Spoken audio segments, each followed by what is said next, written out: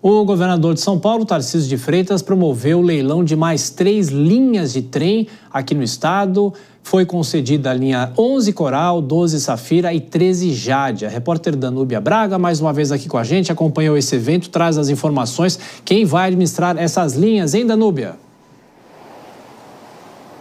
Olha, Thiago, o Grupo Comporte, viu, que é então administrado pela família do fundador da Gol Linhas Aéreas, o empresário Nenê Constantino. A empresa que ofereceu 2,57% de desconto nas contraprestações que deve ser pago pelo Estado de São Paulo, montante máximo calculado de 1,49 bilhão de reais ao ano. A Comporte, inclusive, também é a empresa que vai aí construir um trem para ligar a capital paulista até Campinas. E aí venceu, então, nessa disputa e levou a concessão das linhas 11 Coral, 12 Safira e 13 Jade.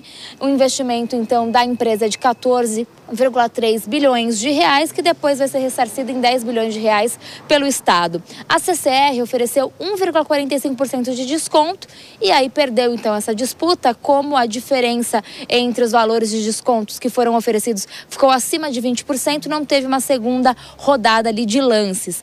Durante o leilão, teve uma manifestação justamente contra essa concessão e durante a coletiva de imprensa, o governador Tarcísio de Freitas falou a respeito. A gente vai ouvir o que ele disse. A questão de protesto é normal.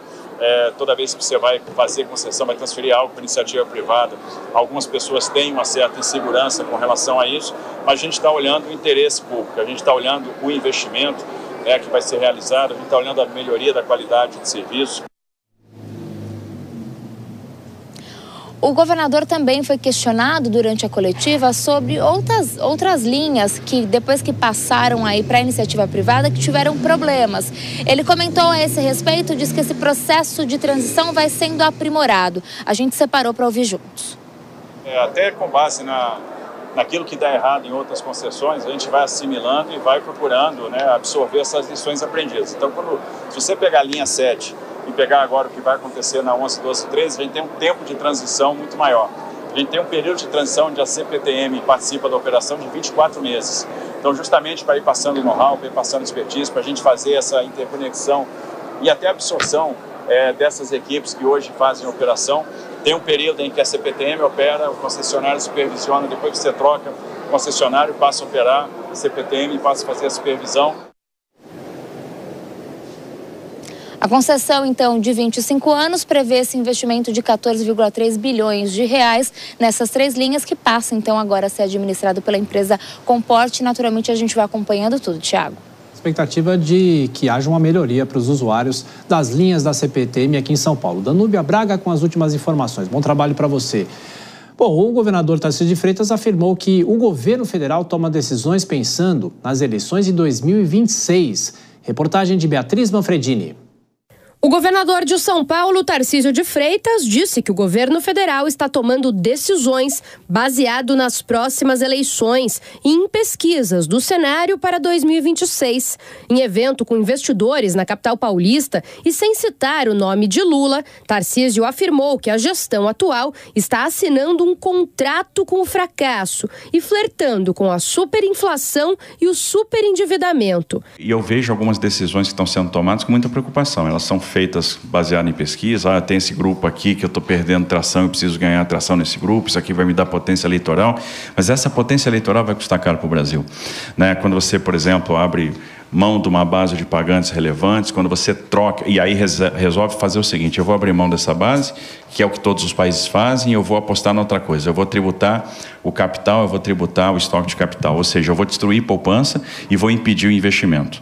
E aí eu contrato com fracasso. O governador de São Paulo também criticou o que chamou de ciclo vicioso, sem defender explicitamente o ex-presidente Jair Bolsonaro, que nesta semana se tornou réu por tentativa de golpe de Estado. Tarcísio criticou a quantidade de tempo dedicada à cobertura do tema e falou em desequilíbrio entre os poderes. A gente precisa de algumas portas de saída. A gente precisa reequilibrar os pratos do poder, E o legislativo, do meu caro Pedro Lupion, que faz um trabalho maravilhoso, nosso presidente da Frente Parlamentar do Agro, tem o seu papel, o judiciário tem o seu papel, o executivo tem o seu papel. Na quinta-feira, em evento em Piracicaba, no interior do estado, o chefe do Executivo paulista falou pela primeira vez após a decisão do Supremo Tribunal Federal. Tarcísio voltou a defender a inocência de Bolsonaro e disse que não há mudanças no cenário eleitoral para 2026. Ô Dora, é claro que o governador, sobre as eleições de 2026, ele não pode se posicionar, mostrar que estaria pleiteando ou sonhando com o Palácio do Planalto, mas ele dá algumas declarações políticas mandando alguns recados, não é?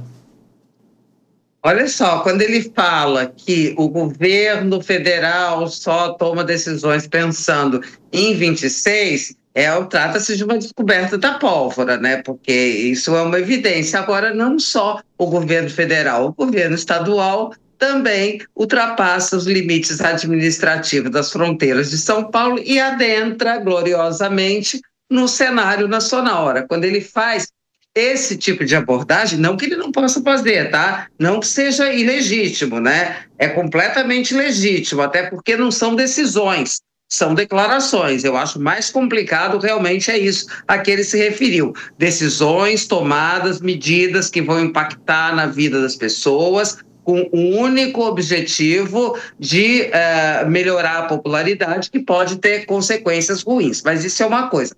Estamos tratando do governador Tarcísio de Freitas. Então, ele tem feito isso ultimamente e, obviamente, que isso enseja a especulação de que ele já está gostando, já está vendo o cavalo passar encilhado e já está considerando, ainda não explicitamente, né, a possibilidade de montar nesse cavalo, porque ele fez declarações políticas, já deu opinião sobre a questão da isenção do imposto de renda, já deu ali uma letra, né, que, olha, não concorda com a compensação, fala sobre o julgamento, faz juízo de valor, de como poderia ser, assim ou assado. Repito, não que ele não possa fazer, é papel, ele é político, ele é um governador. Mas quando o governador sai, somente uma pessoa com perfil técnico dele, com toda essa especulação em torno dele, de candidatura em 26, ele sai desse roteiro tradicional. Isso quer dizer alguma coisa. Na minha opinião, é que esta carruagem já está adernando para um caminho que pode significar uma trilha rumo ao Planalto. Mas tem um ponto também, viu, Vilela? Porque, no caso, o governador diariamente tem uma agenda e ele conversa com a imprensa. E os próprios jornalistas o provocam sobre os temas mais nacionais. Eu lembro aqui em São Paulo, o ex-governador José Serra não gostava muito de falar sobre os temas nacionais, ele queria se concentrar sobre as questões de São Paulo, mas quando era um tema que interessava a ele, justamente por causa dessas questões políticas, ele falava. Tem todo esse roteiro, viu, Vilela? Exatamente. Mas no caso de Tarcísio, Tiago, a gente vê que ao longo dos últimos 2 anos ele se saiu muito bem desse tipo de questionamento, porque não convinha, num primeiro momento, entrar no embate político, entrar na linha de frente do embate político. Hoje, dentro desse novo contexto que se avizinha das eleições de 2026, onde ele eventualmente pode ser o candidato, agora, para isso ele tem que estar posicionado, para isso ele tem que começar a ser visto como esse nome para antagonizar com o do atual presidente Lula. É justamente aí que vem esse tipo de declaração, que vem declarações como tivemos recentemente no evento em Copacabana, se posicionando junto com um segmento importante, que é o segmento, aliás, do qual ele se origina, que é o segmento conservador, fazendo ali algumas declarações bastante interessantes referente à justiça eleitoral, ali fazendo morde-a-sopra e tal, enfim. Essas declarações combinadas, elas dão mostra de que ele já está se posicionando para que, se o cavalo passar arriado, ele pode montar em cima. E ao mesmo tempo, né, Dora, a gente até acompanhou na reportagem da Núbia em relação a essas linhas da CPTM, porque você faz uma concessão para a iniciativa privada e ele sempre foi um entusiasta das parcerias público-privadas e também dessas concessões, e isso pode, na ponta, ajudar o próprio passageiro, melhorar a vida de quem usa o transporte público aqui em São Paulo e também isso rende voto, né? Claro, agora melhorando a vida das pessoas está ótimo. O que não dá é para o administrador, para o governante, mirando... Gente, governante em democracia é eleito pelo voto e, portanto, é político. Política é sensacional, é essencial, é o que faz funcionar a democracia. Agora, você pode ter a baixa política ou você pode ter a alta política, tá certo? Então, não estou falando aqui contra governantes, de um modo geral, fazerem política. A questão é que o exercício da política, ela tem que ter como objetivo a melhoria das pessoas que o elegeram, porque elas escolheram as pessoas, os governantes, para que a vida melhore, para que a vida ande de acordo. Então, combinados esses fatores, faça política. Agora, faça boa política para a população. Aí todo mundo se dá bem, porque o benefício eleitoral também vem. Porque quando o governador... Por isso que eu gosto de reeleição, tá? Eu sempre falo que quando começa essa conversa de acabar com a reeleição, eu sou totalmente contra. Eu acho que a reeleição é uma oportunidade o bom governante continuar, entendeu? Ser, eu não gosto de dizer, não é premiado, mas ser reconhecido, né? Claro que aí há vícios e tal, mas então corrijamos os vícios. Não vamos acabar jogar o bebê com a bacia e com a água do banho jogar fora, né? Então, por isso que eu acho que vale muito, sabe? Tem medida que beneficia todo mundo, isso beneficia o governante eleitoralmente, ótimo, todo mundo se dá bem.